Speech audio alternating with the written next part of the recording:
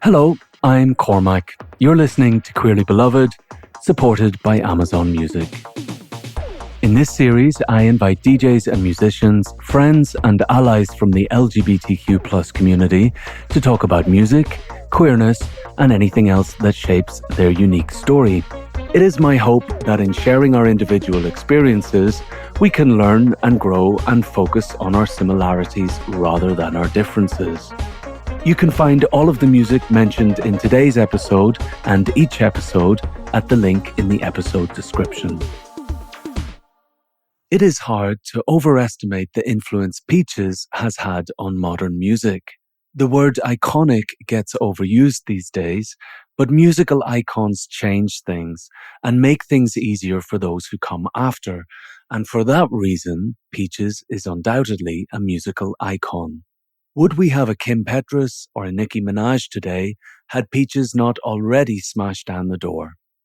I've been a fan for many years, and it is of course a great honour to welcome her to the podcast.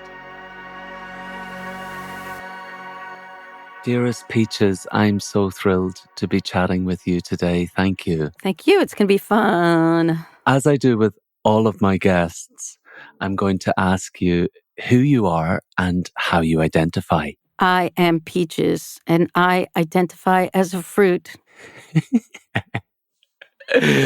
And I will also ask you, what do you do and how long have you been doing it? What do I do? Well, I know how long I've been doing it. My whole life. But specifically, I think you're talking about Peaches. So I would call myself mostly a performance artist and a rabble-rouser. Absolutely. And I've been doing it probably for like 23 years. And where did you grow up and what was that scenario like? I grew up in a conservative Jewish family on the outskirts of Toronto, like in Toronto, but right on the edge there, in a very new suburban neighborhood. The most exciting thing was that a 7-Eleven showed up that I could almost walk to, but I could drive to it and get a big gulp. You know, like stuff like that. But I was very connected to downtown Toronto and would sneak away and things like that. But I grew up in suburbs, went to private Jewish school since I was in kindergarten to grade 6. In Canada, you say grade 6. I don't know in England what you say. I know in America they say 6th grade. I say conservative Jewish in terms of like culturally conservative, going to synagogue on holidays, not really discussing like Judaism a lot, but it's implied. Immigrant grandparents from Poland on both sides. Parents both grew up in downtown Toronto, so. Was there a big Jewish community there in Toronto? It's huge, very big community. I mean, my neighborhood was not particularly a Jewish neighborhood, but the community is very, very big and very conservative. I feel Did you have brothers? Tell me. Yes, I have a brother that was five. I still have a brother. He's 5 years older than me.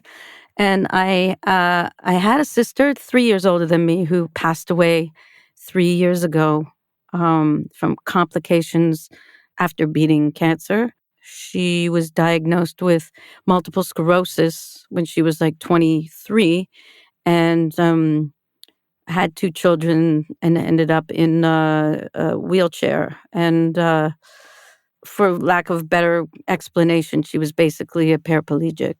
But an amazing, amazing, positive, hilarious person. Just a bunch of trouble. Just trouble.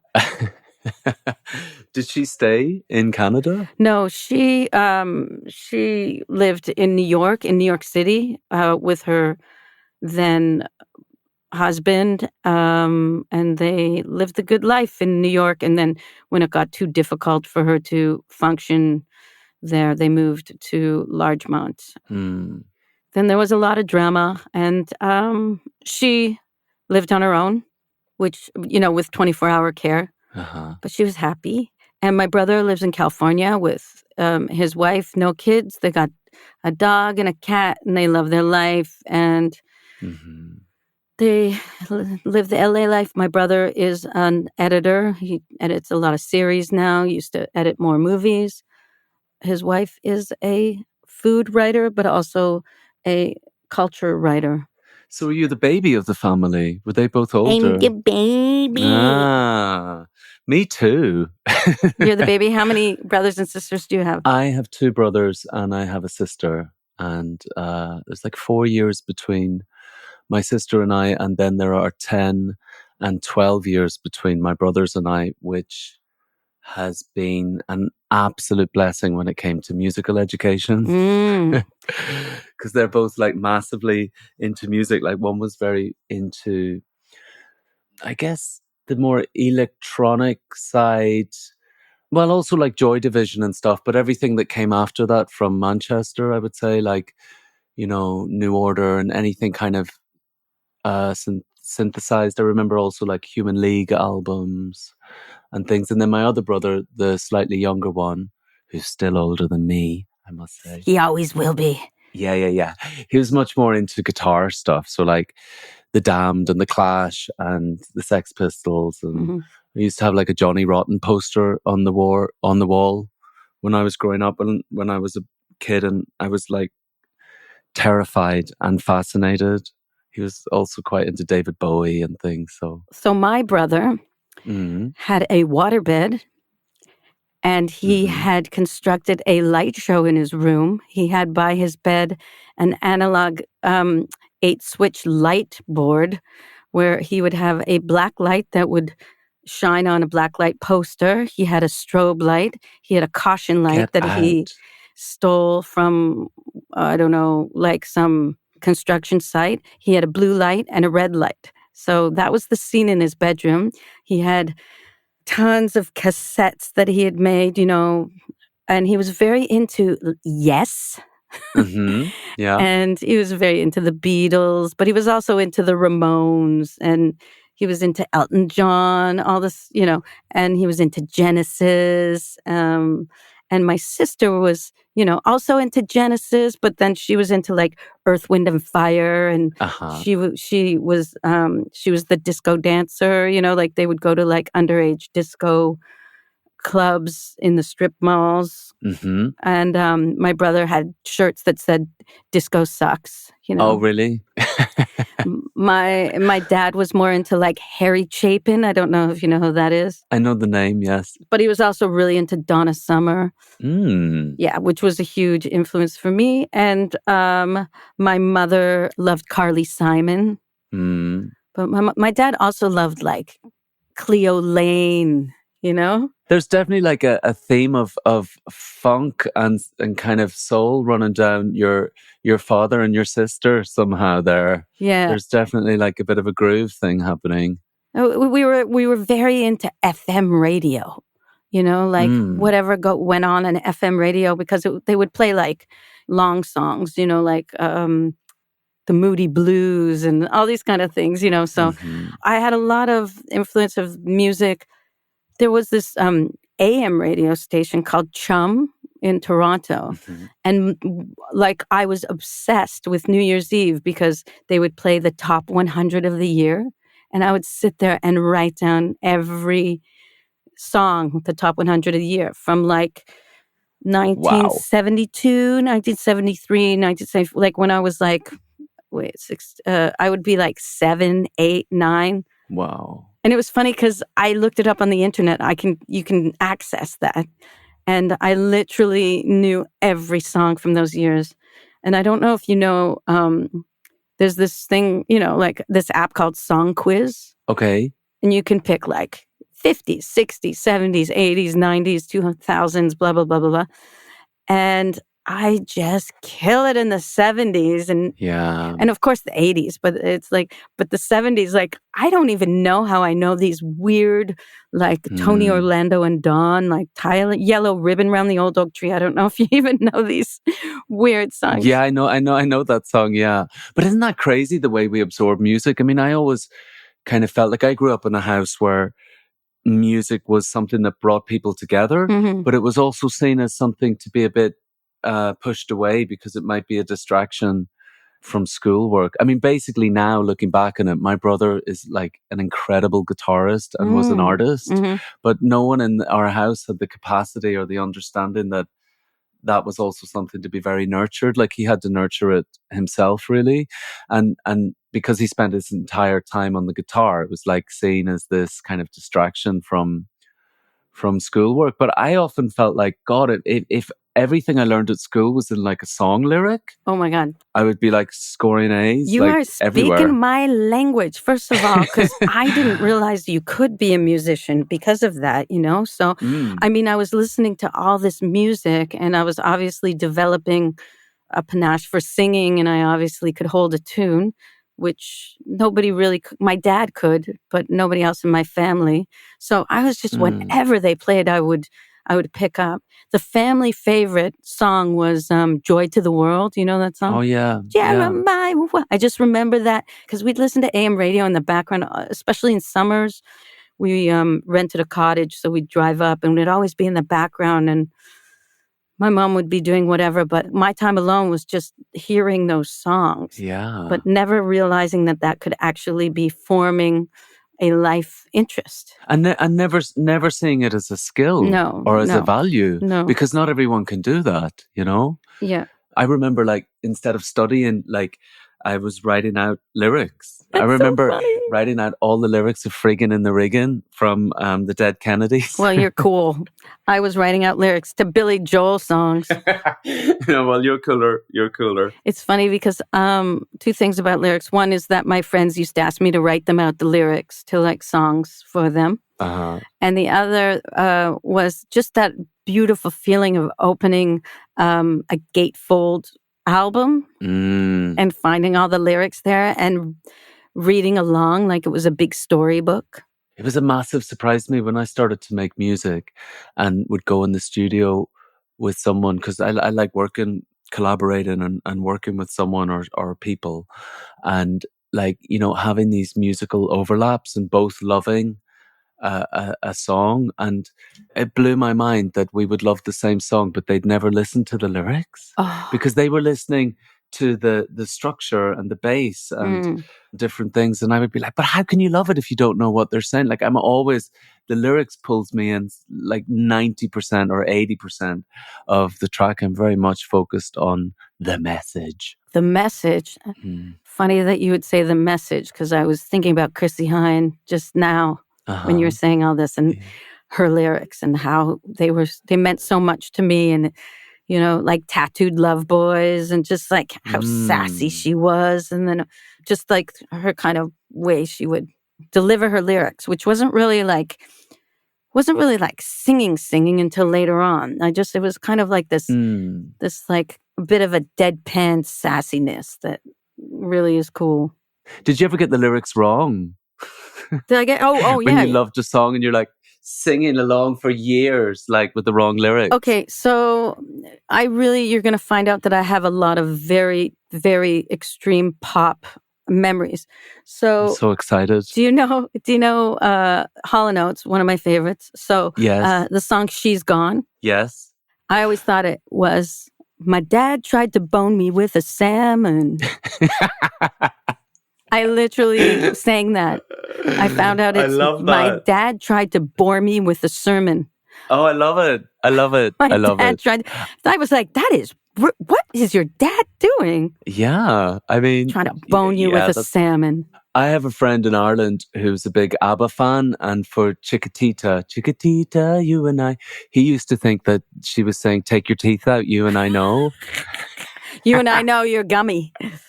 That's amazing. Yeah. Take your teeth out. That's so good. You and I know. You know that classic call-in show thing where a non-English speaking person is requesting, is it the Reebok or the Nike? Oh, yeah. Is it the Reebok or the Nike? Oh, the rhythm. So we have to talk about a record or a track. I want to ask you, from that time growing up in Canada with your family and so many different inputs of music, is there one record that you could choose? And it might just be the record or the track that you would choose today that kind of brings you back there. I couldn't pick one. Do you mind if I ramble on a little bit? Please go ramble. So I think because I was really trying to like, what was the first? And you know what it was? Hair, the musical. That's fucking amazing, though. I used to sing along with the whole album. I like this 4-year-old kid going, sodomy, fellatio. Don't you think this is kind of prophetic? Yeah. And I didn't hear conolingus. I was like, Honolingus had her ask me. Wow. I loved that out. It just had so many different moods and because I loved to, I was a kid. I was 4. I loved to dance around and just Aquarius and my body is walking in space. My body is walking in space. And I could do so many different voices. And I just got so into it. Also, deep, deep, deep to my heart was the Roberta Flack album, Killing Me Softly. I had that gatefold. I don't know if you know the cover where it's her and you see her through a grand piano, but the piano opened up and then you saw her, because she was kind of behind the piano.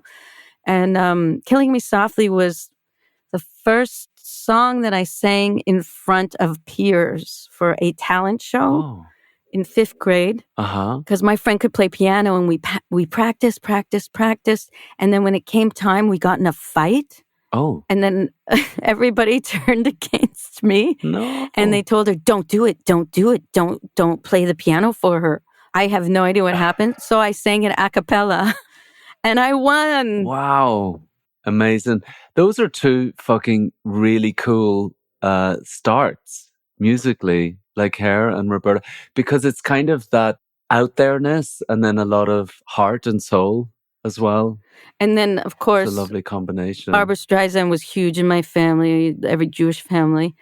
And that was the first song I sang in front of family because when I was 7, I went to my, this is so Jewishy, this story.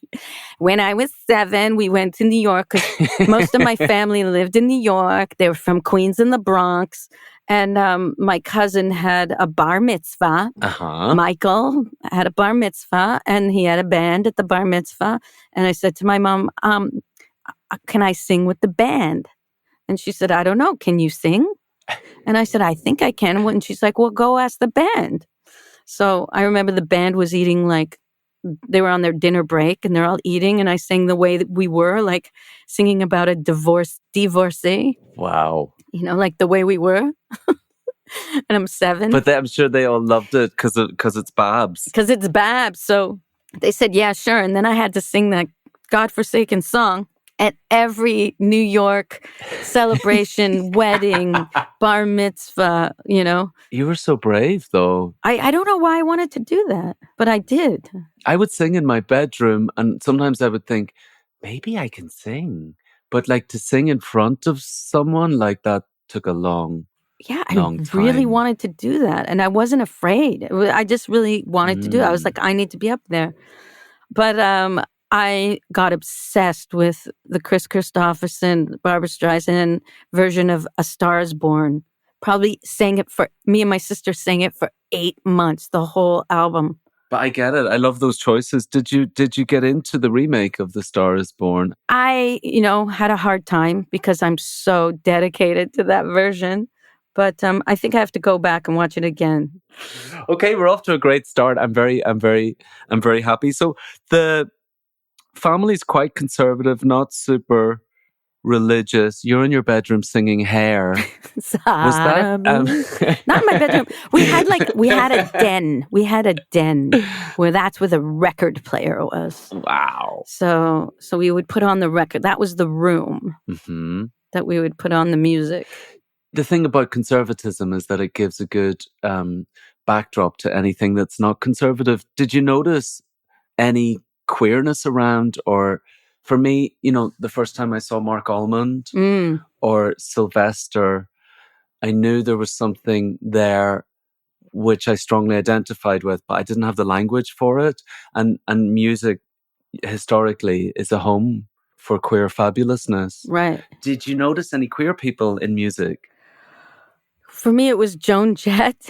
and Grace Jones. Wow. Because I was just like so fascinated by Grace Jones as just a being of like androgyny and of beauty and of not giving a fuck, but also just so much class and trash and all of it. And then Joan Jett, it was just like all the, like Grace Jones was like nothing I'd never ever seen before. Joan Jett was just like male posturing that I was like, oh, you could turn it around. And then Kate Bush, who's not, not really queer, but I mean, in terms of like a self-made person and building her own studio and growing up with, the Kick Inside being the first album where I was like, it's not my brothers, it's not my parents, it's not my sisters. This is my music. Like, I like this. And then, going through the years and finding out that she stopped music for 3 years so she could learn how to dance so that she could make a incredible stage show that she did once, that I watched over and over on VHS tape. And then also her building her own studio, and the Dreaming came out of that first studio recording, and I was obsessed with it. And then what came after that? Hounds of Love, like in real time. This was all coming out for me. So musically, being able to be powerful as a self-made person, Kate Bush, and as a performer, and also Grace Jones as just an otherworldly being of like existence. And then Joan Jett as like this flipping the male posturing. Yeah. I mean, that's a great fucking trinity to have, And I remember like when we would see Grace Jones on the TV, like my family would kind of be, well, what I would notice was like if you saw like a feminine man on TV, it was kind of something to be ridiculed. And like maybe they wouldn't directly ridicule them in our living room, but a feminine man was kind of looked down upon, let's say, or it was a bit jokey or stupid, but no one had anything to say about Grace Jones because I think everyone was just kind of in awe of her, and she was There's nothing you can say. There's nothing you can say, and yeah, she's a phenomenon. Did you read her book? Yeah. I thought it was amazing. I'm sure it's full of lies, but I love it. I don't care. I don't care either. I don't care either. I don't care. And you know what? I don't mind a bit of fantasy and lies in my pop. True. I don't want to see Grace Jones down doing her shopping. No, I want her to in a newspaper present herself the way she sees herself, because that's her. Yes.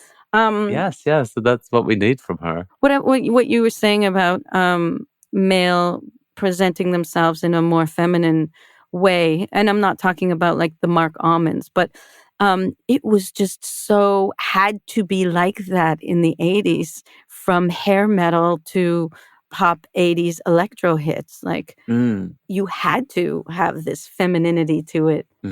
I don't even think they even realized all the dragness that was going on. It was just it was a trend. Some of those, like if I see like Motley Crue or something, I think of those kind of Renaissance paintings of like Frenchmen that are like really decorated with like big hair. And it's kind of that artifice thing of like the masculine being very like pumped kind of thing. Yeah. And it was funny because like that was a time, when you would have more punk or rock guys really dressed up. But then that also came across quite macho in a way. It's so strange. And then you have Prince in the mix of that, and it's like Prince just broke the mold, like those dance moves, those heels.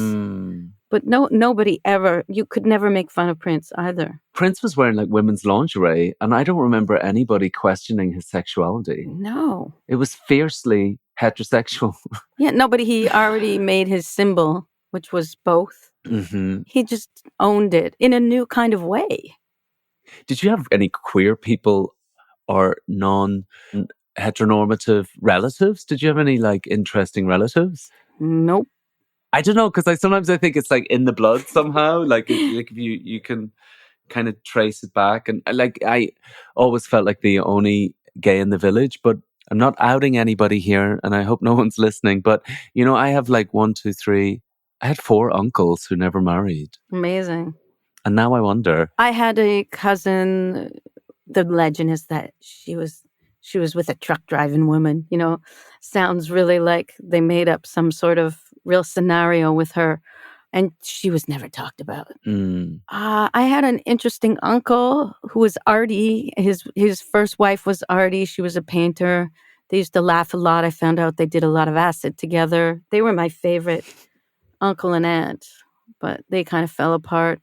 The reason I ask those questions really is because until I had people to look up to in pop and music, I didn't really have any reason to be happy about my difference or to celebrate my what I would now call queerness or my gay sexuality. Like I didn't have any great role models, but music gave me that. Pop gave me that. It gave me like something to be excited about. Pop gave me that, and then also pop gave me a reason to question those things too, like lyrically and how it was still under sort of a patriarchal force. I don't even know if it was queer at the time, like, can we even call Nina Hagen queer? I don't know. You know what I mean? But way out there and incredible, and it was just like something different. I didn't understand queerness as much as I just understood art, different, fun, happening, questioning. And also so much of that's a language thing, because it's like language changes and the definitions of things change. And some people are doing these things long before we have the language for that. Yourself included, actually. Yeah. I mean, I don't know if anyone was throwing the word queer or non-binary or stuff around your music. And I guess in some ways that was opening doors. They were just calling it weird. They were just like, is this music? Also, I don't know if you're familiar with Carol Pope. She's a musician. No. She had a band called Rough Trade, not the label, but her band was called Rough Trade, which is an incredible name. Amazing name. And they actually did songs for the movie Cruisin' with Al Pacino. Which I love that movie. Oh, really? They have music in there? Yeah. Oh. They have music in there. So go back and listen to that. But Rough Trade had a #1 Canadian hit with a song called High School Confidential, which is literally about Carol Pope falling in love with another sexy girl in high school and worried that the principal is going to flirt with her. Wow. And the big line in the song was, "She makes me cream in my jeans when she comes my way." Are you serious? Wow. Yeah. And this was, I think, could be 1979, 1980. Radio didn't even realize that, because it was by a woman or whatever, they didn't even blurb it out. And then years later, like in 1985, because the song was, is a classic, it would be back on the radio. "It makes me my jeans." So they figured it out. It's so stealth. And that's another great power of pop music and rebellion and art, is that you can kind of sneak things in. In the 90s, there was a big hit in the UK when rave culture was kind of seeping into mainstream music culture, and Mr. C and the Shaman had a track called Ebenezer Good. And he was like #1 in the charts on the TV every week singing "E's Are Good." But it was disguised as this name of Ebenezer Good. He was telling this story about a guy, but really he was talking about drugs. Right. And people didn't get it. Yeah. There is like a very magical stealth power of pop music that people kind of maybe get the message later. Well, how did Frankie Goes to Hollywood get away with, relax, don't do it when you want to kill him? Yeah. You have to choose a record from the time of, as I hear it, like femininity in a strong way, in a rebellious way. When you spoke about Grace Jones and Joan Jett and... I'm going to pick The Dreaming. Oh, good choice. Yeah. I got into that later. My first way into Kate was Hands of Love, really. I love that it came out and I was like, what? An even better album? Like, I'd already been so invested in Kate Bush. And then that came out in real time. I love that. When was the last time an artist that you love came out with a new album that you were like, they've just exceeded everything I've ever thought about them? And also the sound of that album. I think it might have been, was it that she kind of went digital then as well? Or there was something about the sound of that album and that time. She wanted to sound like this Peter Gabriel album. Not Shock the Monkey, but the one before it. She was obsessed with that. Yeah, because they both had that synthesizer, didn't they? The Fairlight. The Fairlight. I think he'd yes. used that, and then she used that on Hands of Love. I keep meaning to send you that. Isn't there like a Pink Floyd connection to her? Yeah, I think David Gilmour kind of discovered her, whatever that means. Okay. Yeah. Well, she was waiting for the discovery, that's for sure. So you've been in your den, you've been watching TV, you've been listening to albums. When do you start to find your community, and how do you find them? I did not find my community. I didn't realize I was a musician. I had a friend, Dave Yamamoto, who taught me guitar, and we used to play. I hung around with more like hippie stoner people because they played guitar, so that was like a way into music. I started to meet more arty people. I was part of this weird band, Particle Zoo, where we were half dancing, half singing. It's a great name. But I got kicked out because I just wasn't interesting enough. I went into theater. I just thought that I was supposed to do theater because I didn't understand that music was it. So even in theater, the queer community was, there wasn't one. And I went into theater saying, I want to make cool musicals, because I grew up with like watching Tommy on TV, like Tina Turner do that Acid Queen, which blew my mind, or like Phantom of the Paradise, the Brian De Palma 70s rock opera version of Phantom of the Opera, things like that. So I was like, musicals, and theater school people were like, no, we're doing Chekhov. We're re-envisioning Ibsen, and and I was just like, I'm not into that. I'm not feeling that.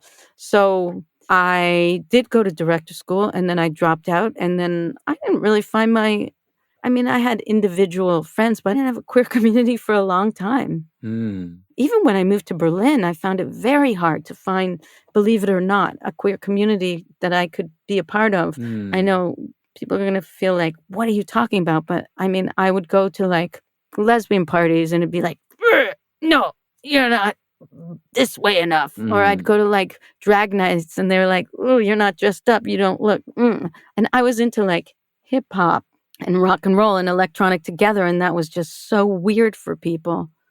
Like I would like to DJ all three, together. And it was like a revelation like that. The only place I could end up was at like white trash fast food, which was like, more like a rock and roll bar that would let me play what I wanted. But that was what Peaches was about. So people started to realize that. But if I would go out and I wasn't like Peaches, it was hard to find a community, I guess I was looking for something that needed to come later on. You know what? I did find my queer community in Toronto. I will say that with Will Monroe, who unfortunately passed of cancer years ago, but they had they were an incredible artist, and they also would help queer people who moved to Toronto to navigate because they would come from these small cities. And they had this amazing party called Vaseline, which brought together BDSM and contemporary art, rock and roll, electro, queerness. It was like the most progressive party. And that's where I played my first shows. Peaches played their first shows there, where I was like, wow, okay, here we go. Yeah, I guess that's where I found my queer community. This is where I ask you about a track from your early clubbing days, but it could also, not necessarily be dance music. It can be just from going out and about. I thought about how much I used to like Yaz. The Only Way's Up? Upstairs at Eric's.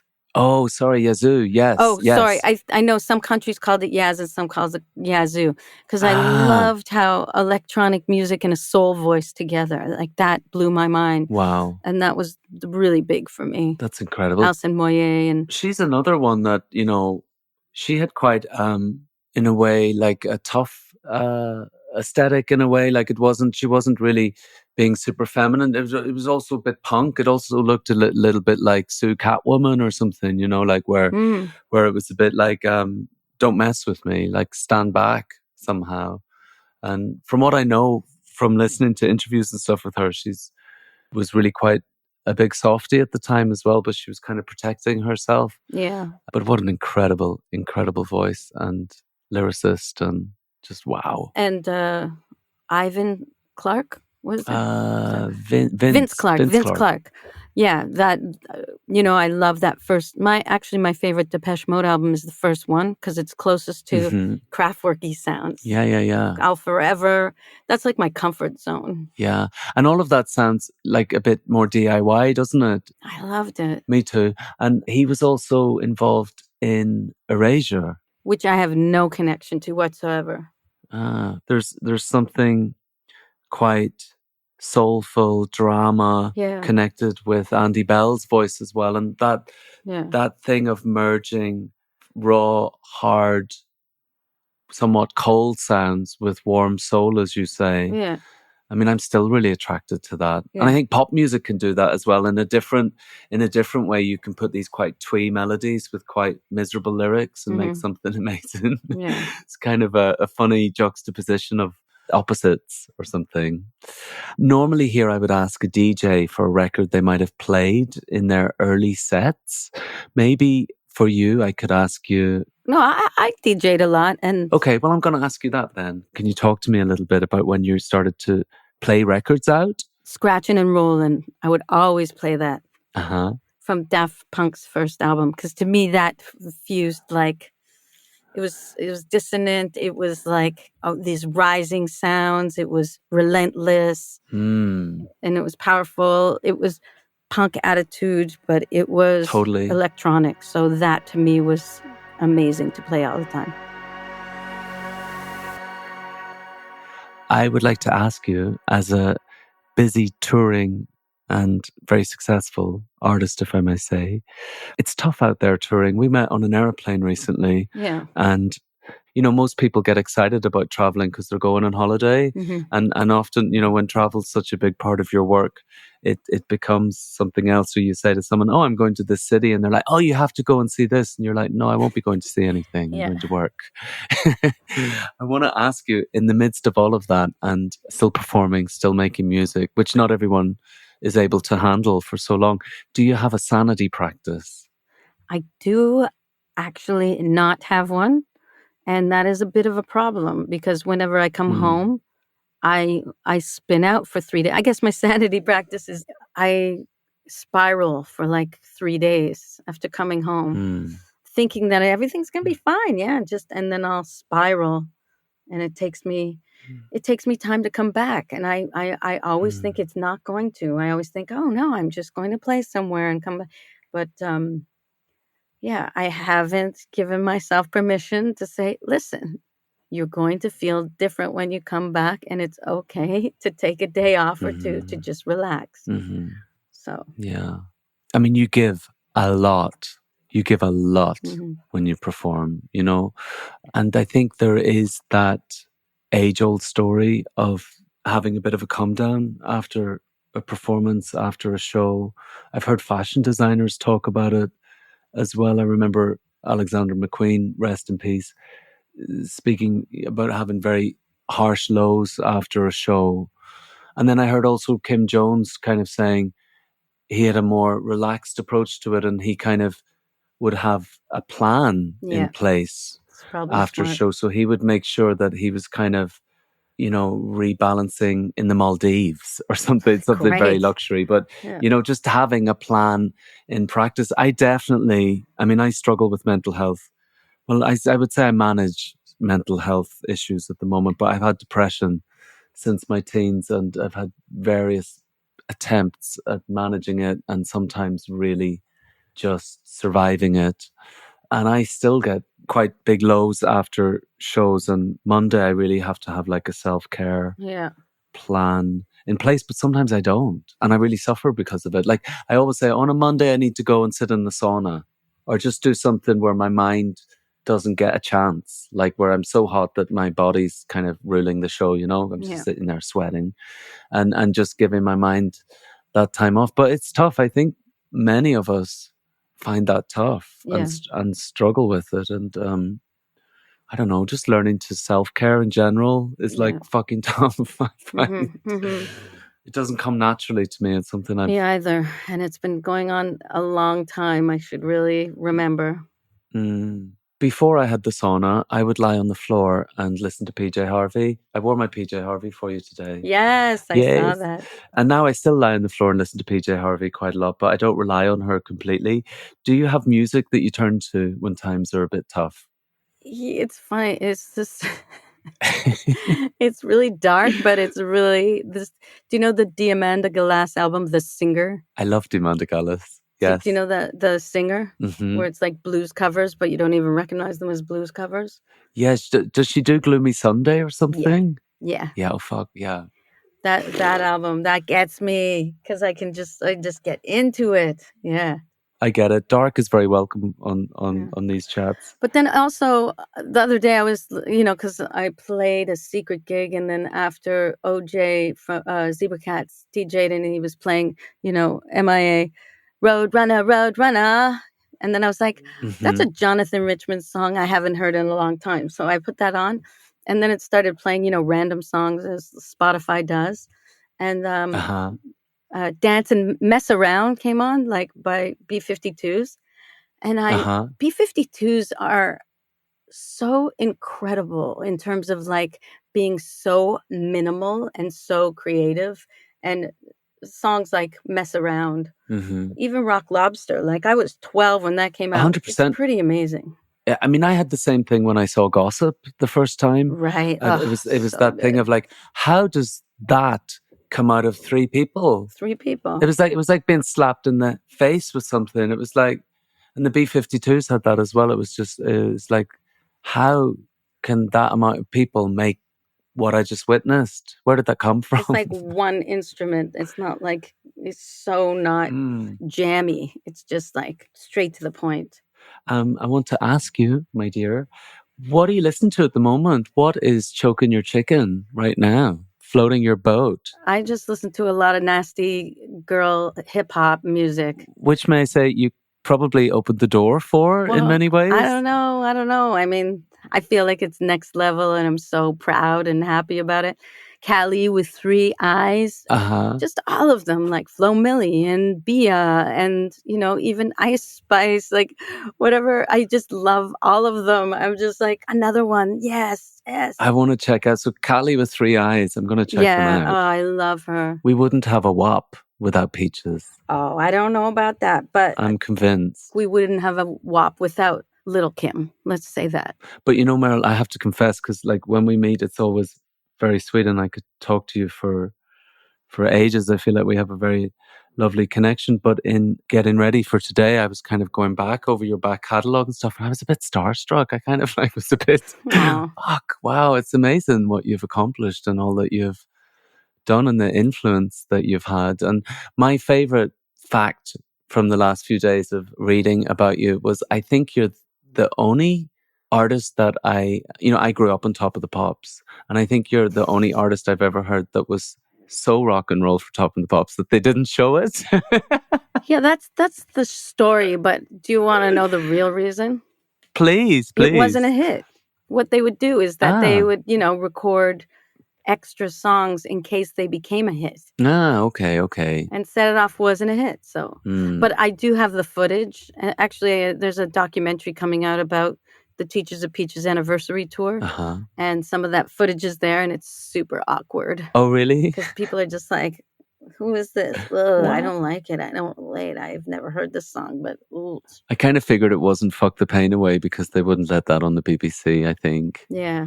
What are you up to at the moment? You mentioned that you're rehearsing and doing something in Yiddish, you told me. Yeah, I'm part of an experimental exploration of Jewishness with a great director named Ariel Ashbel, who's of Yemen Jewish descent. And this project was supposed to happen like 5 years ago and finally got funding. And it's very delicate right now. And I think it's actually a good time because everybody involved is very open, good politics, and the exploration is all about that too, like questioning the cultural and more cultural than political. But for me, My takeaway from growing up Jewish is my dad speaking Yiddish. My dad would speak Yiddish. And this whole obsession with that era, Barbra Streisand. So when Ariel asked me to be part of this production, I was like, I don't have time to be part of an ensemble, but what I really want to do is sing Don't Rain on My Parade in Yiddish.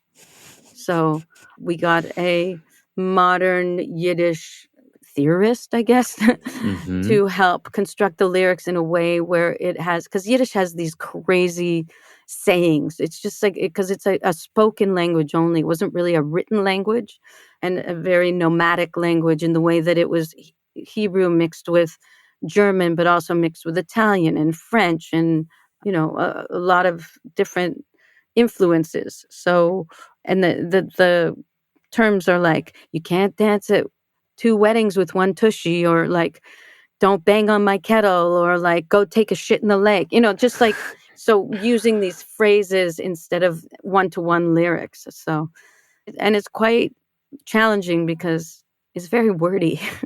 We tried to cut it down, but it's very wordy. And I'll be performing that in December. And I'm still doing a few more shows. Yeah. That's exciting. I want to come and see that. It's interesting, to work with a language that hasn't really been written so much or documented, because it's very, what's the word? The transference of it is very ethereal almost. Yeah.